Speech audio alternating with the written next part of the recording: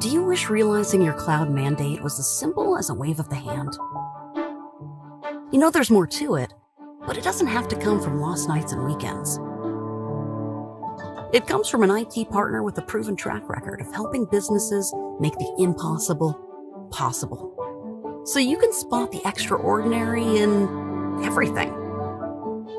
Behind your airline, we make cloud orchestration as powerful as it is simple. We run your infrastructure on a software platform that just works. Your IT managers get the runway they need to scale without compromise. And your customers can jet set anywhere their hearts desire, safely and on time. Behind your customer's ride, our software makes complex cloud management a thing of the past. With more time on hand, your IT admins can stay focused on things that matter, like ensuring the best gear in the world gets to market. Behind your bank, there's a future-proof cloud platform that allows you to seamlessly move apps and workloads between clouds, freeing your developers to build secure, innovative apps that your customers can bank on. We simplified legacy infrastructure and made it invisible. And now we're doing the same for cloud complexity, so you can focus on the magic you create. Because what we do is invisible. What you do isn't. Cloud. On your terms. Nutanix.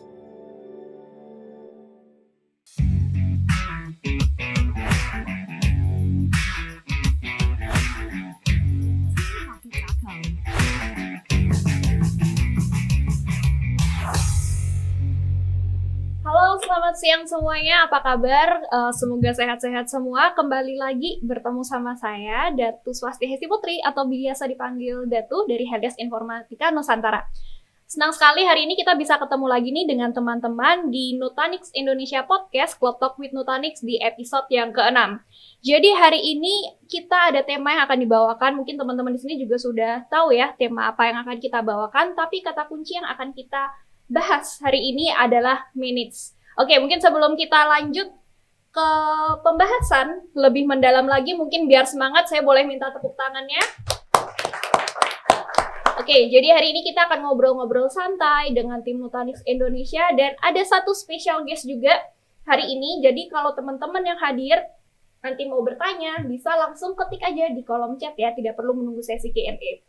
Jadi seperti yang teman-teman sudah tahu, Cloud Talk with Nutanix hari ini akan membahas terkait database sprawl atau data sprawl. Mungkin untuk teman-teman yang setia nih ya, udah ngikutin Cloud Talk with Nutanix dari episode-episode sebelumnya, kita juga sudah sempat membahas terkait data is the new oil. Nah, terkait data ini pasti akan terus berkembang dan kita mungkin nanti akan sampai ke pembahasan yang namanya database sprawl atau data sprawl dan bagaimana database sprawl ini tuh bisa terjadi dan kita akan membahas bagaimana mengatasinya. Oke, selain itu, jadi kita tentu saja akan membahas bersama dengan dua speaker saya hari ini. Jadi saya mau perkenalkan dua narasumber pada episode hari ini. Kita ada Mas Agung Nugroho. Jadi mungkin teman-teman yang udah sempat join episode-episode sebelumnya pasti juga sudah tidak asing. Beliau adalah Enterprise System Engineer Leader dari Nutanix Indonesia. Dan kita juga punya special guest hari ini. Beliau adalah sosok yang masih muda, tapi sudah memiliki banyak pengalaman dan insight-insight yang akan diberikan dan di-share ke teman-teman pada hari ini. Dan tentu saja pasti akan menarik banget di pembahasannya. Beliau adalah Manajer Departemen IT Data Operation dari Pegadaian Indonesia. Ada Mas I Dewa Gede Adiatmaya Saguang dari Pegadaian Indonesia. Oke, mungkin saya tanya kabar dulu nih ke speaker-speaker saya. Apa kabar Mas Agung? Selamat siang. Iya, selamat siang teman-teman semua. Selamat siang Mbak Datu. Kabar baik ya. Mudah-mudahan teman-teman di sana, halo, kabar baik juga semuanya. Alhamdulillah, sehat-sehat ya Mas ya. Dan ada Mas Dewa ya, lebih akrab manggilnya. Mas Dewa, apa kabar Mas? Iya, baik Mbak Datu, makasih udah diundang di sini. Selamat pagi, salam semuanya. Oke, alhamdulillah kabar sehat semua ya. Semoga Mas Dewa juga nanti bisa harapannya dan Mas Agung juga bisa memberikan insight-insight yang menarik nih untuk teman-teman yang hadir pada hari ini.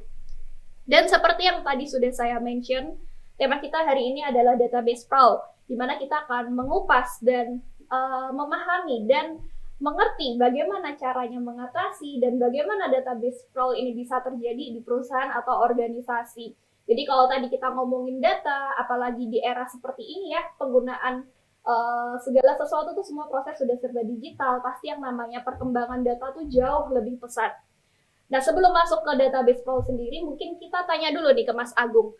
Mungkin teman-teman di sini ada yang belum pernah dengar istilah database sprawl, atau mungkin udah ada yang pernah dengar, tapi coba saya tanya ke Mas Agung dulu ya, kalau pengertian dari Mas Agung sendiri, database sprawl atau data sprawl itu sendiri apa sih, Mas? Silahkan.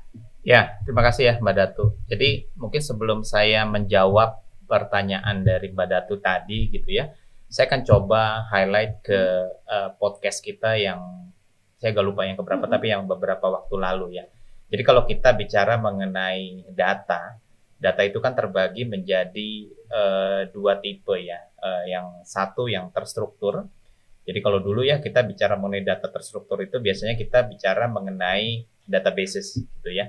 Kemudian ada juga yang tidak terstruktur, yang unstructured, yang sifatnya ini seperti file, spreadsheet, Word document, PDF yang pada prinsipnya bentuknya adalah sebuah objek data gitu ya teman-teman ya. Nah, mungkin ini juga menjadi salah satu hal yang sebenarnya teman-teman ini di organisasi atau di kantornya masing-masing mungkin sudah mengalami ini, cuman mungkin belum pernah dengar istilah apa itu database sprawl ya. Jadi database sprawl atau data sprawl ya itu kembali lagi tadi ke karakteristiknya, apakah dia structure atau dia unstructure. Itu pada dasarnya adalah jumlah data yang sudah jumlahnya sangat masif, sangat banyak.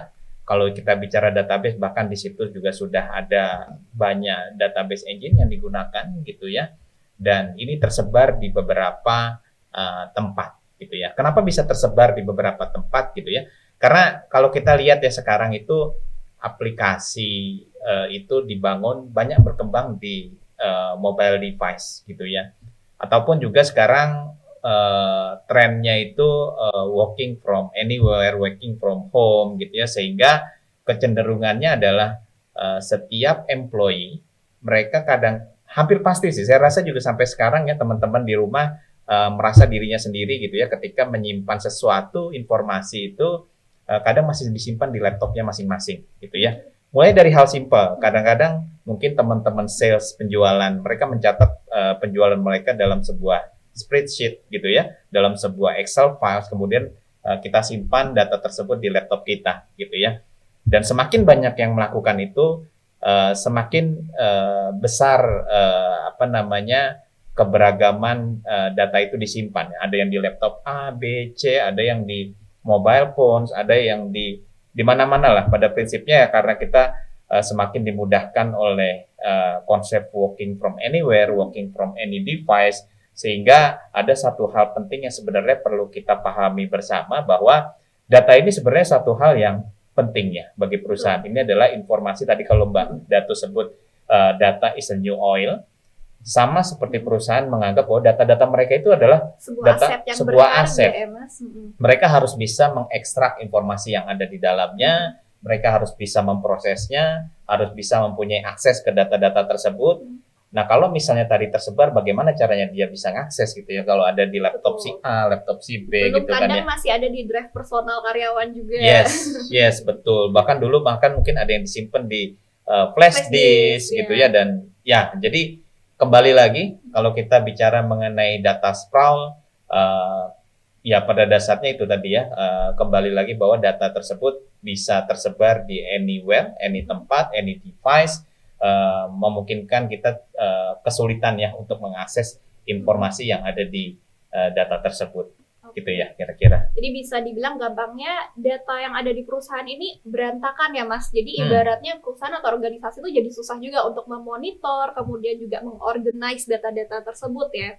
Betul. Nah mungkin tambahan juga ya Mbak Datu. Jadi keberagaman tadi itu ya memungkinkan jadi, ya kembali lagi karena data itu kan harus kita bisa dapatkan informasinya, harus kita bisa ekstrak ya value-nya. Jadi ini menjadi satu kesulitan tersendiri nantinya gitu ya, terutama untuk teman-teman yang mungkin di area data analis yang mereka memang kerjaannya, tugasnya adalah untuk melakukan pengolahan data gitu ya, yang teman-teman kantor miliki gitu ya untuk menghasilkan satu informasi yang gunanya nantinya untuk decision support gitu ya.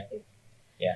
Oke, jadi mungkin nih buat teman-teman di sini mungkin udah ada sedikit gambaran ya apa itu database sprawl. Jadi mungkin buat organisasi atau perusahaan atau teman-teman yang di sini mungkin bisa saja database sprawl atau data sprawl ini tuh bisa terjadi di perusahaan atau di organisasinya teman-teman. Apalagi yang namanya data itu kan sebuah aset dari perusahaan. Jadi sebisa mungkin kita bisa menghasilkan informasi atau kita bisa create decision berdasarkan data-data yang ada. Sedangkan kalau nanti data itu sendiri masih berantakan, susah dimonitor, itu pasti akan menjadi kendala tersendiri nih untuk perusahaan dan organisasi. Nah, tadi kan kalau kita ngomongin terkait pengertian ya Mas, database atau data sprawl sendiri. Mungkin di sini teman-teman juga pasti pengen tahu dampak signifikannya apa sih yang akan dirasakan mereka atau secara spesifik dirasakan oleh IT environment nih jika terjadi yang namanya data sprawl. Dan bisa nggak sih data sprawl ini tuh terjadi di semua level company, semua jenis company, atau mungkin ini hanya spesifik aja sering terjadinya di company dengan level enterprise, silahkan Mas. Iya, untuk yang enterprise level rasanya ini sangat mungkin terjadi gitu ya. Untuk perusahaan yang baru memulai merintis juga rasanya ini perlu jadi satu hal yang perlu dipikirkan ya sejak awal gitu ya. Jangan sampai hal itu terjadi dan pada akhirnya kita kesulitan sendiri gitu ya untuk mendapatkan informasi atas data-data yang kita punya gitu ya. Jadi dengan ketidakseragaman tadi ya, artinya data tersebut bisa ada di tempat yang berbeda, kita juga punya kesulitan tersendiri untuk mengakses informasinya gitu ya. Kita juga kesulitan untuk mendapatkan informasi ketika dibutuhkan gitu ya. Artinya ketika kita ingin mengolah data tersebut itu juga kita mempunyai kesulitan untuk bisa mengekstrak informasi yang ada di dalamnya. Dan di sisi lain ya, kalau kita lihat dengan data tersebar tersebut, ini kan nggak ada yang ngontrol. Siapa yang mikirin security-nya gitu ya? Siapa yang bertanggung jawab ketika misalnya laptop kita hilang atau flash disk kita atau eksternal hard disk kita hilang gitu ya. Dan ini menjadi satu kerugian tersendiri ya bagi company. Artinya ada resiko dari sisi company credibility-nya di situ, terutama jika data yang hilang tersebut dimanfaatkan oleh pihak-pihak yang misalnya tidak bertanggung jawab gitu ya. Kemudian time consuming juga buat teman-teman tentunya ya di area data tim yang khusus menangani analisa data tersebut gitu ya untuk bisa tadi mendapatkan informasi keseluruhannya, kemudian juga dengan ketersebaran data tadi banyak duplikat jadinya gitu ya, di sini ada, di sana ada, tidak tersentralize gitu ya, dan otomatis ini juga menjadi cost ya bagi perusahaan karena data tersebut biasanya kan dia butuh storage untuk media penyimpanan gitu ya. Jadi kebutuhan storage yang dibutuhkannya pun menjadi lebih banyak dari yang seharusnya gitu ya kira-kira. Gitu ya. Oke. Berarti memang bisa dibilang cukup banyak yang perlu dipertimbangkan ya Mas, mulai dari sisi security, kemudian juga untuk ekstrak informasi kalau berantakan juga pasti susah untuk dapetin view penuh dari data-data perusahaannya itu. Belum nanti kalau misal divisi lain butuh data dari divisi yang lain juga, itu betul. Juga akan sulit untuk aksesnya. Jadi memang perlu ada sistem atau pengaturan ya Mas, supaya data perusahaan itu lebih efektif dan efisien ya. Dan kalau kita bilang juga, apalagi sekarang proses semua udah serba digital ya Mas, bisa dibilang semua paperless, data-data juga pasti jumlah unstructured data juga semakin berkembang, apalagi mungkin untuk perusahaan-perusahaan yang punya karyawan on-site seperti sales, biasanya juga ngefoto-foto untuk customer seperti itu ya. Nah, apalagi dengan semakin berkembangnya data nih Mas, dan juga terkait resiko-resiko yang tadi udah disampaikan oleh Mas Agung nih, kira-kira bagaimana Mas cara memanage-nya supaya data-data ini tuh lebih mudah untuk di-manage? Apakah dari awal kita perlu siapin manajemennya atau mungkin dari mana Mas tahapnya, silahkan. Oh ya, jadi dengan kita lihat potensi risiko tadi yang terjadi gitu ya, dengan kita tadi juga saya sempat share apa itu data sprawl, database sprawl gitu ya. Sebenarnya kita kembali lagi ya, kita perlu mendapatkan apa sih dari data yang kita punya. Artinya kan kita harus bisa mengolah data-data yang kita punya tersebut dengan lebih mudah, sehingga ya tujuannya ketika kita ingin mendapatkan hasil informasi yang kita butuhkan, value atas data-data kita tersebut itu akan menjadi lebih mudah. Nah, kalau menurut saya ya sejak dari awal kita harus punya satu konsep modeling dari data yang kita gunakan ya di organisasi teman masing-masingnya di sini. Jadi mulai dari bagaimana data tersebut di-generate, kemudian bagaimana setelah itu data tersebut diproses, mungkin perlu dilakukan cross-reference antara satu data dengan data yang lain gitu ya. Kemudian ada proses merging data gitu ya, atau proses extraction data dari satu bentuk ke bentuk yang lain gitu ya. Sampai terakhirnya data tersebut bisa di-retrieve dan menghasilkan informasi yang lebih bermanfaat gitu ya. Nah, end-to-end proses ini perlu dipikirkan. Jadi ketika kita sudah membangun satu modeling data yang kira-kira, oh ini yang paling tepat nih untuk kantor kita, untuk organisasi kita sendiri gitu ya. Baru dari situ nanti kita melakukan detailing lagi gitu ya. Dari setiap fase tadi kira-kira perlu tools apa, perlu sistem apa yang bisa mendukung teman-teman stakeholder terutama di IT gitu ya, yang memang mereka membutuhkan data atau membutuhkan database, itu lebih dimudahkan. Misalnya, mereka dimudahkan dari sisi ketika mereka membutuhkan satu database, kita berikan satu sistem yang memang di situ sudah memudahkan mereka untuk mendapatkan database tersebut. Ketika mereka membutuhkan satu media penyimpanan, di situ juga sudah diberikan satu sistem, satu tools yang tersedia sehingga mereka tidak lagi menggunakan sistem yang sebenarnya tidak disupport oleh satu perusahaan, ya, oleh company kita gitu ya. Jadi makanya sebenarnya tidak jarang juga terjadi karena mereka nggak diberikan sistem tools yang memadai gitu ya, sehingga mereka anggap oh saya butuh ini lama nih gitu ya, timnya nggak available nih gitu ya, atau mungkin resource-nya nggak tersedia gitu ya, membutuhkan waktu lama. Padahal di satu sisi kalau kayak teman-teman developer, teman-teman aplikasi itu kan mereka dituntut untuk bisa lebih agile ya, lebih sering melakukan testing aplikasi gitu ya, melakukan commit aplikasi, kemudian mereka kalau gagal yang mereka ulangi lagi, butuh koneksi kadang-kadang sampai ke level database gitu ya, ke level data, sehingga karena mereka nggak punya akses untuk mendapatkan database, untuk mendapatkan media penyimpanan yang tepat untuk mereka menyimpan data mereka, mereka bisa buat di mana aja. Mereka bisa buat di laptop mereka bisa buat misalnya di situ ada PC nganggur, mereka buat di situ gitu ya. Ini yang bikin data jadi berantakan ya Mas, gak Betul. tercentralize ya. Betul. Jadi mereka sesuka hati mereka jadinya ya. Sebenarnya ya itu kembali lagi karena kita nggak punya sistem, nggak punya tools yang memudahkan mereka untuk mendapatkan apa yang mereka butuhkan gitu ya. Atau mungkin mereka lihat nih, oh ini public cloud ini lagi ada promo free nyoba gitu. Waduh, saya lagi butuh nih kebetulan. Ya udah, saya bikin aja di sana gitu. Tapi tanpa kita sadari yang menjadi challenge adalah bagaimana siapa yang memikirkan security-nya. Siapa yang tanggung jawab kalau misalnya data tersebut hilang? Siapa yang bertanggung jawab ketika data tersebut bisa diakses oleh pihak-pihak yang nggak bertanggung jawab gitu ya. Jadi jangan sampai hal itu terjadi ya, penyebabnya tadi ya biasanya kita tidak punya sistem atau tidak punya modeling atas data yang memang nantinya akan kita kelola end to end gitu ya, seperti apa.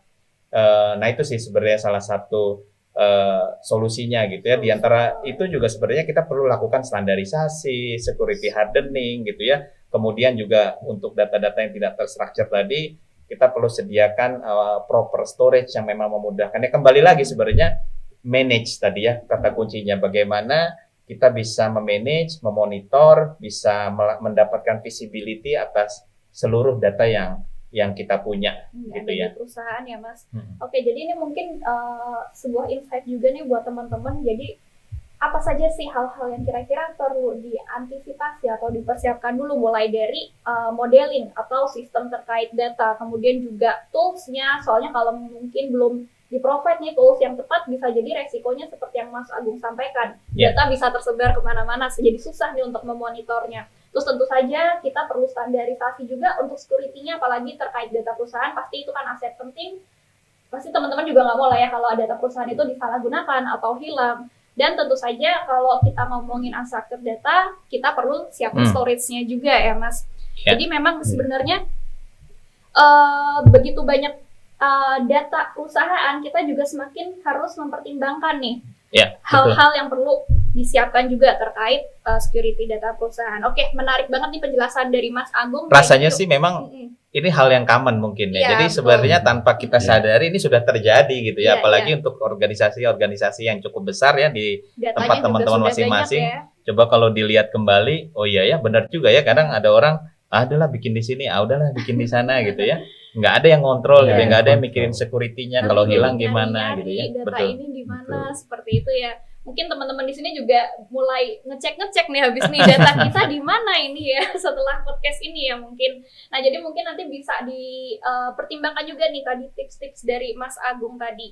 Nah, kalau tadi kan dari Mas Agung mungkin kita udah dengar ya tentang penjelasan database sprawl itu apa, bagaimana cara mengantisipasinya. Mungkin di sini saya pengen dengar juga nih dari Mas Dewa terkait database sprawl atau data sprawl sendiri. Mas Dewa pernah nggak merasakan jadi pengalaman pribadinya sendiri nih terkait hal ini? Silahkan Mas.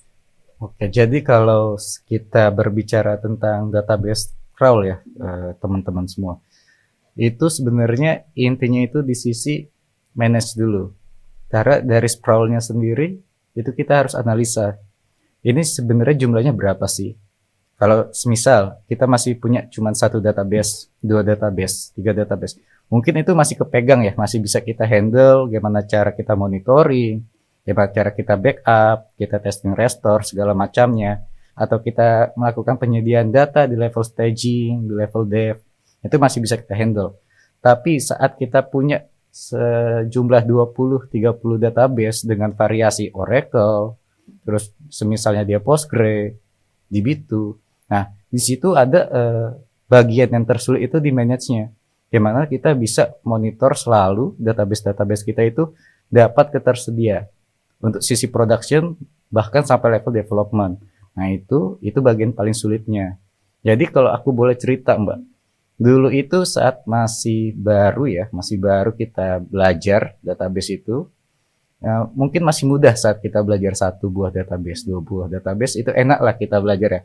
Tapi saat kita udah punya project, punya banyak use case, gimana kita cara ngolahnya segala macam, nah itu baru impact atau permasalahan problemnya itu berasa banget. Apalagi itu masih level untuk database monolith. Kita belum bahas untuk microservice, bahkan mungkin cluster pun itu udah sulit untuk kita manage. Jadi kuncinya itu kalau kita ngomongin sprawl, nah ini balik nih orang Indonesia nih.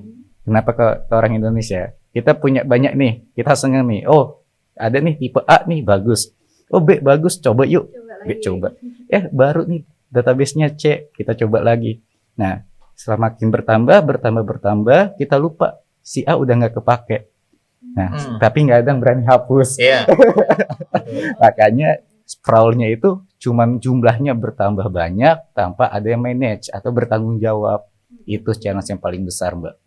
Ya, bahkan walaupun sudah tercentralize pun itu masih kemungkinan terjadi sprawl juga gitu ya. Betul banget. Contohnya walaupun udah tadi sudah dalam satu data center, ada untuk staging, development, ada versi A, B, C dan D dan seterusnya tadi, tetap aja ada yang nggak ke manage ya, ada yang nggak ke monitor gitu ya.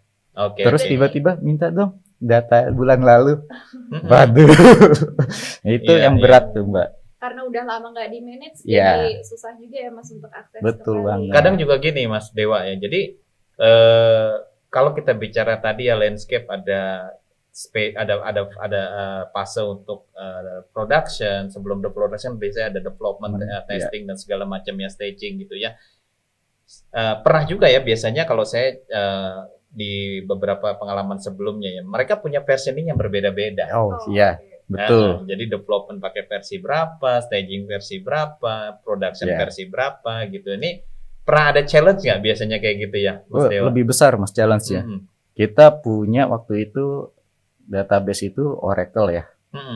Terus tiba-tiba tim development dengan jangka waktu timeline mereka, mereka nggak sengaja membangun itu di atas Postgre. Bayangkan, production-nya Oracle. Development-nya Postgre. Wah ini lebih beda lagi ya, bukan versioning. Itu bukan versioning lagi itu. Tipe database-nya udah berbeda. Itu luar biasa sih. Jadi kalau memang levelnya itu pertama kalau kita ngomongin database itu kenapa Mas? Karena ego dari masing-masing. Ya, Enggak, Jadi bisa aku nggak beda-beda. bisa bilang ego lah ya. Mungkin ada salah teknis mungkin ya, atau Oke. hilaf di dalam sana yang terjadi, Heeh. kelupaan bahwa production mereka itu beda database-nya.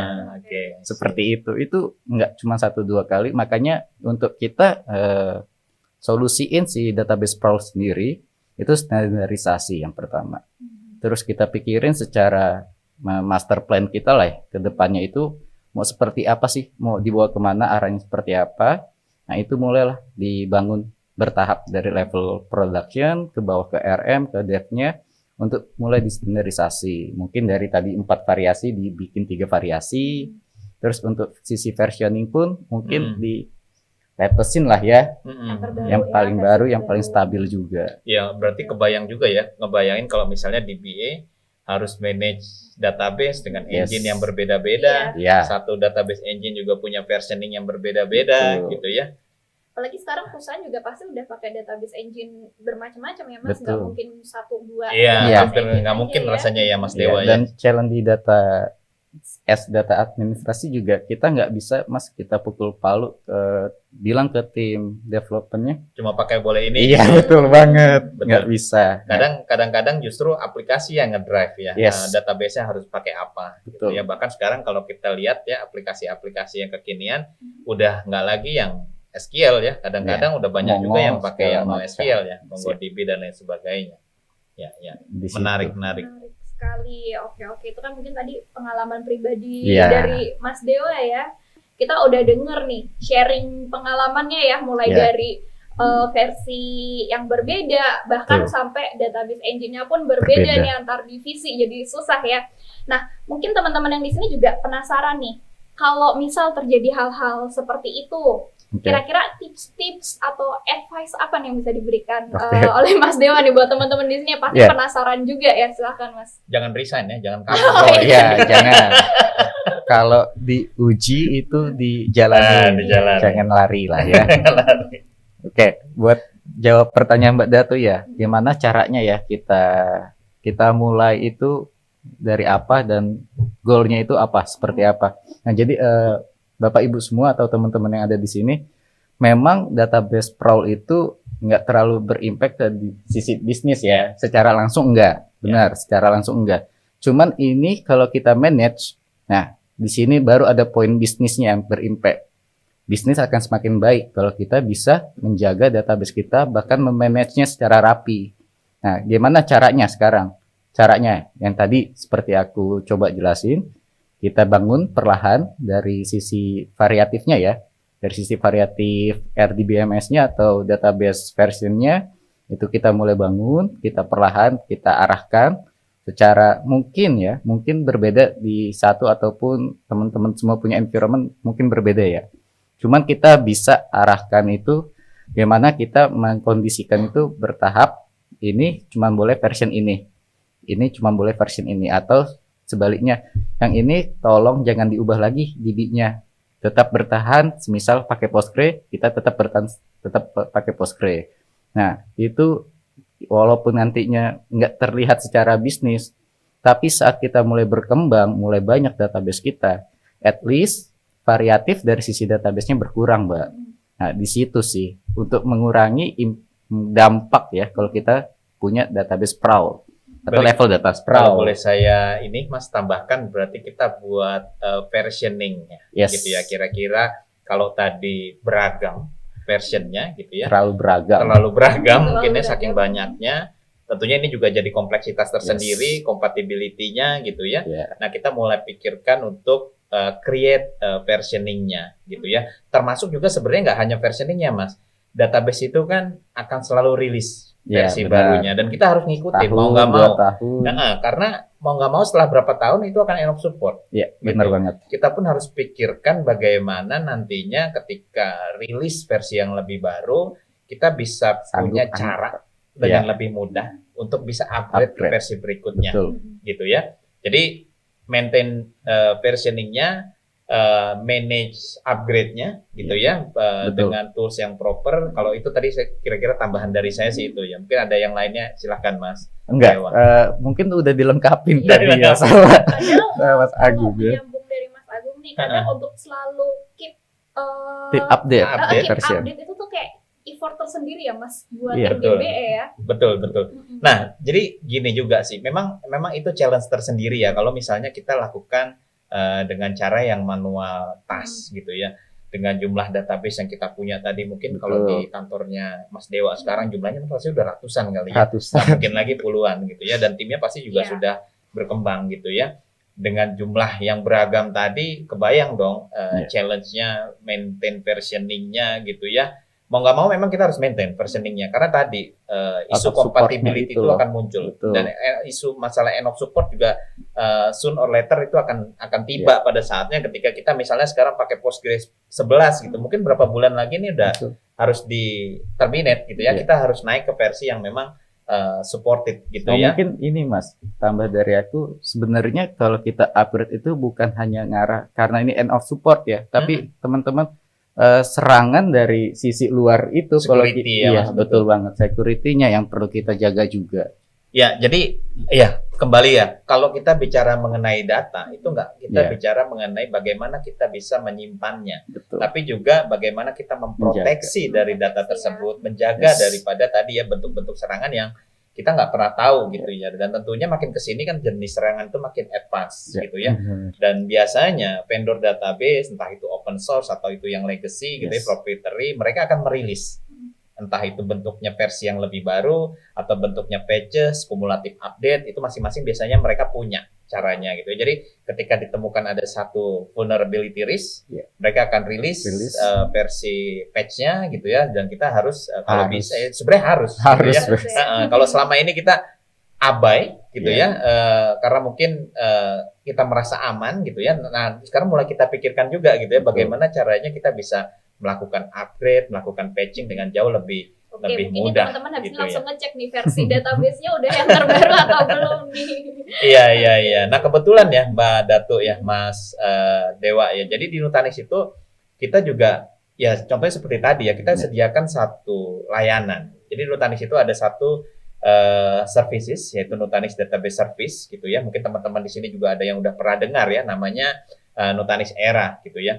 Jadi isu-isu terkait dengan database sprawl tadi gitu ya, sebenarnya kita bisa eliminate dengan menggunakan Era nih ya. Jadi di sini Era itu kita bisa melakukan yang pasti standarisasi, bisa Oke. melakukan versioning gitu ya. Jadi database yang kita mau gunakan mau pakai versi berapa, dan kita juga bisa upgrade gitu ya. Jadi nanti kalau kita ada patch yang lebih baru, misalnya dari Microsoft SQL misalnya atau dari Oracle gitu ya, kita bisa patch gitu ya, dan kita sebelum ke patch lakukan di production, kita bisa patch dulu di area testing development gitu ya. Jadi disediakan kemudahan untuk kita bisa melakukan standarisasi, Jadi bisa dibilang versioning. effortnya tim DBE bisa dikurangi dengan Nutanix Era ini ya Mas ya. Betul. Kemudian tadi contohnya kalau untuk kebutuhan development, testing, staging dan lain sebagainya, dan di Era ini juga ada satu fitur namanya copy data management, Mas. Jadi kita nggak lagi kalau sebelumnya kita punya environment di sini di backup production, kita mau tes lagi, kita restore di area Yes. development, mungkin versinya beda, ada library yang belum kebawa di sana gitu ya, kadang-kadang ada yang nggak jalan gitu ya. Nah di sini kita bisa langsung spin up environment untuk melakukan testing, staging dan sebagainya dari si Era gitu ya. Jadi udah pasti versioningnya mengikuti apa yang ada di mainnya gitu ya. Kalau mainnya production, ya dia akan ikut dari yang production gitu ya. Tapi Mas Agung, mungkin ini pertanyaan teman-teman juga nih. Kenapa tuh? Tadi si Era ini udah bagus, bisa patching, Iya betul. bisa provisioning berarti. Betul. Mungkin how to manage-nya, habis itu pertanyaannya. Karena kalau kita cepat provisioning, makin banyak dong yang request teman-teman developer. Mas bikinin ini dong, Mas bikinin ini dong. Ya. Nah, gimana kita manage di sisi Eranya sendiri, Mas? Ya, jadi di Era ini sebenarnya kita kembali ya, kalau misalnya pengalaman saya ya, ada di beberapa customer kita ya di Indonesia ini gitu ya. Contohnya tadi ya, request database itu kan selalu muncul. Yes. Entah Harus untuk cepat. keperluan testing, development, sementara teman-teman di PA terbatas nih jumlahnya, Iya. gitu ya. Untuk menjawab respon dari teman-teman tadi, developer, aplikasi, dan segala macam. Atau ada tim project, mereka mau develop aplikasi baru gitu ya. Mereka nggak ada waktu kadang-kadang gitu ya. Kadang udah mikirin yang lain gitu ya, untuk Production, production gitu ya. Yes. Scripting, bikin segala macamnya gitu ya. Jadi di sini kita sediakan juga self service sebenarnya Mas Dewa. Oke.